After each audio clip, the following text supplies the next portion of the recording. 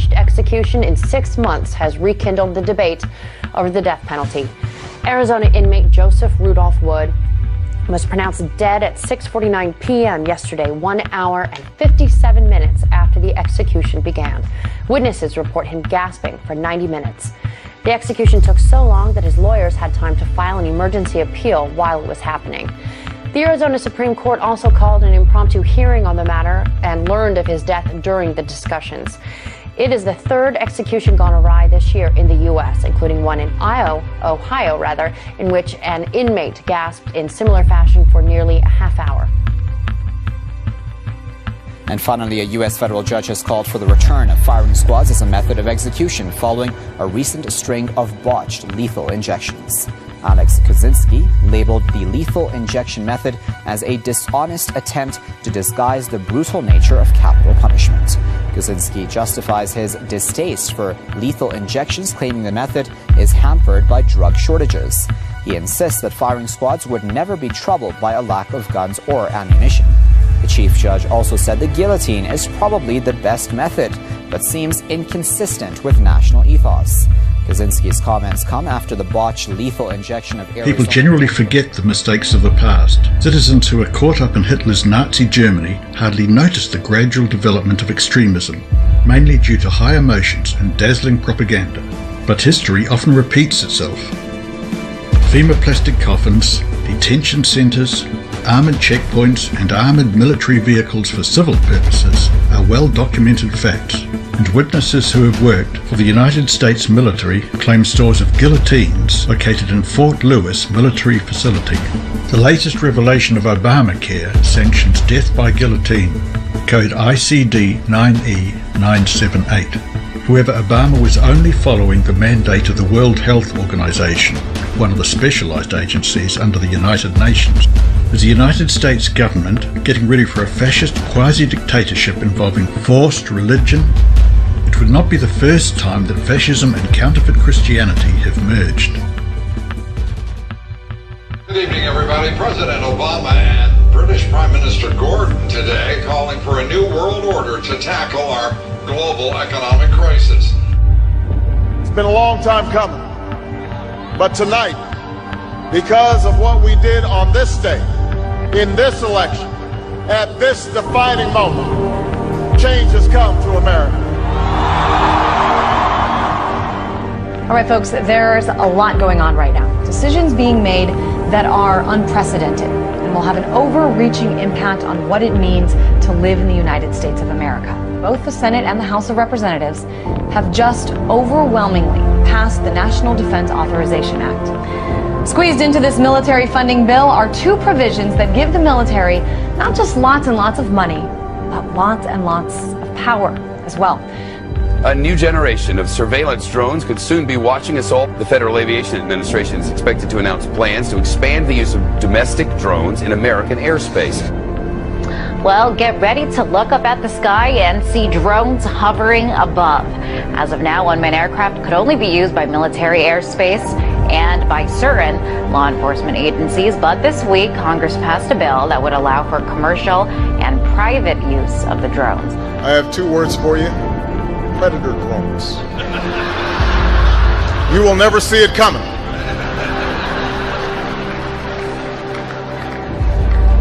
You think I'm joking? For shopping and dining over Thanksgiving and maybe watching some football games, big government Republicans and Democrats were busy shredding the last vestiges of the Constitution. Senators John McCain and Carl Levin want to enact a law that would declare the entire United States of America a battlefield for the military. They're talking about inserting the Army into domestic law enforcement. Senator Lindsey Graham, who supports this bill, says, quote, "The homeland is part of the battlefield, and people can be held without trial, whether an American citizen or not." The Department of Homeland Security buying ammunition, now looking to purchase another 21 million rounds of ammunition. This in addition, of course, to the 1.6 billion rounds that Homeland Security has bought in just the past 10 months. Now, to put all of this in perspective, the military used approximately 70 million rounds each year of the Iraq War. 70 million rounds in a war. If you look at what the Department of Homeland Security has been purchasing over the last year, it comes out to like 1.6 billion rounds of ammunition, more than 7,000 fully automatic assault weapons, 2,700 MRAP type vehicles, and now drones. Those are instruments of war. Department of Homeland Security's, who are they going to fight a war against? Something happened. Something happened.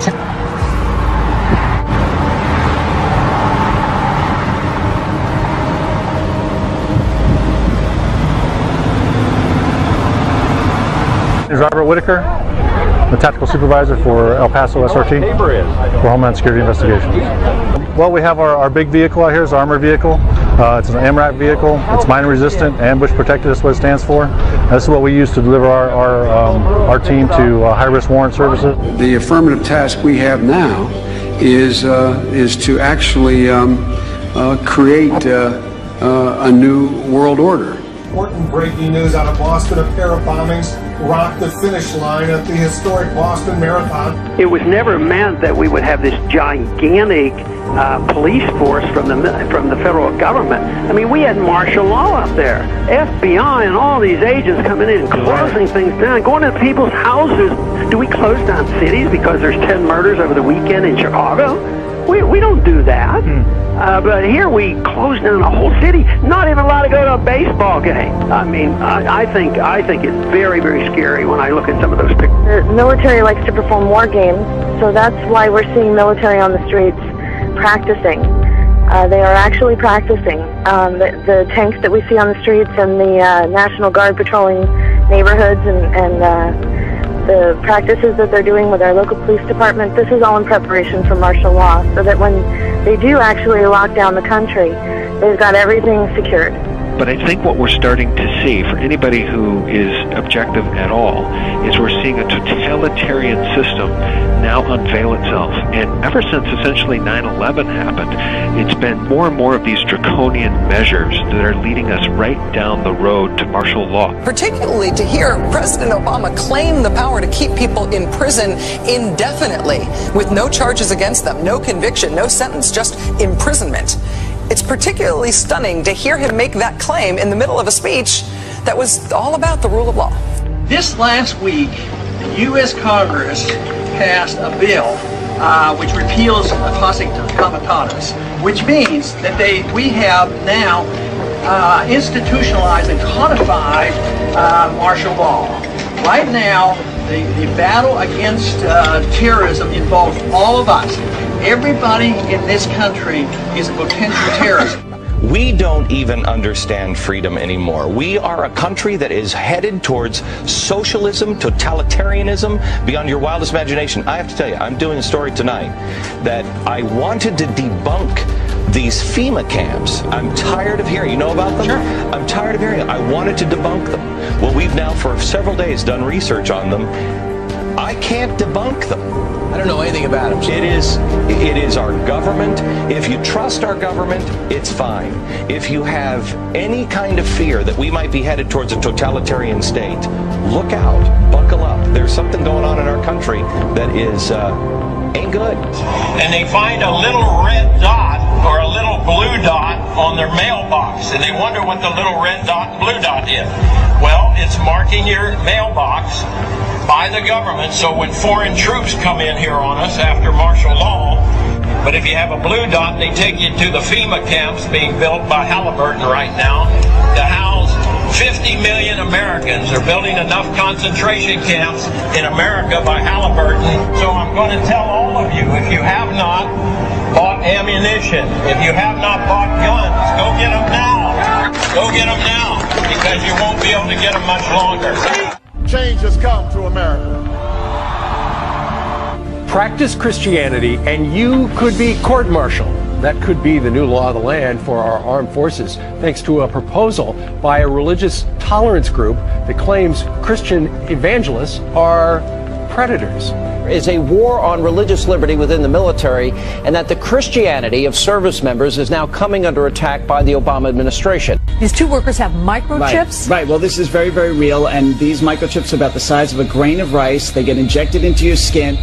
futuristic film. Humans injected with a tiny chip holding the key to all of their private information. But as you're about to see in our CBS 46 investigation, it's not fiction. In fact, it's being marketed in Georgia as life-saving technology. Life-saving technology. We have a Florida family who are really pioneers in a brave new world. They have volunteered to be the first ever to have microchip identification devices implanted into their body. It is the first implantable microchip for humans that has multiple security, financial, and healthcare applications. One thing I would just suggest, I'm just an outside, soon-to-be investor. I love this idea, by the way, Scott. I think this... The Northside Independent School District in San Antonio has put tracking chips in the ID badges for more than 4,000 high school students. Well, it looks and sounds like something out of the future, but a new palm scanning device will help Bossier Parish schools keep better track of what children are eating at. The electronic device will be implemented at all Bossier Parish schools. And now we're seeing a complete totalitarian takeover of the United States of America. Now we've been talking about this for years now. This is the police state. This is the police state. This is what a total breakdown of our society looks like. But we're seeing all of this intensify. This is all intensifying around the Second Amendment. Should we be able to own guns or not? Let's take guns away from the people. These are very big, very hardcore issues. No matter what your purpose is, you must leave. If you do not disperse, you may be arrested and or subject to other police action. The use of riot control agents and or less lethal munitions, which could cause risk of injury to those who...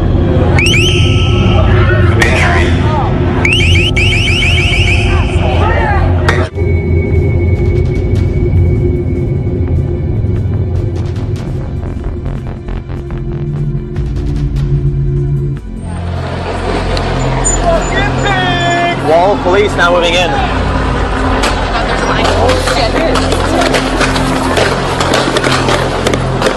American, every person on the United States soil or international soil can be deemed as a terrorist. If they have really any reason to want to detain you, they don't need to acknowledge your Fourth Amendment rights.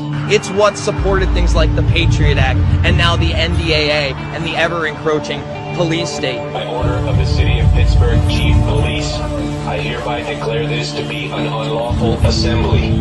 I order all those assembled to immediately disperse. You must leave the immediate vicinity. Urban military training exercises are becoming an increasingly common sight in many U.S. cities. The Department of Homeland Security has spent the past year acquiring more than 1 billion rounds of high-performance ammunition. Do these developments suggest concerns over a potential terrorist attack? Are they preparations for widespread social upheaval? Is there perhaps something even more sinister underway? As an insider at the Department of Homeland Security who described urban warfare training as, quote, desensitizing exercises all across the US, adding that, quote, we're being prepared for mass civil unrest in major US cities. DoD will be expected to help when we're requested.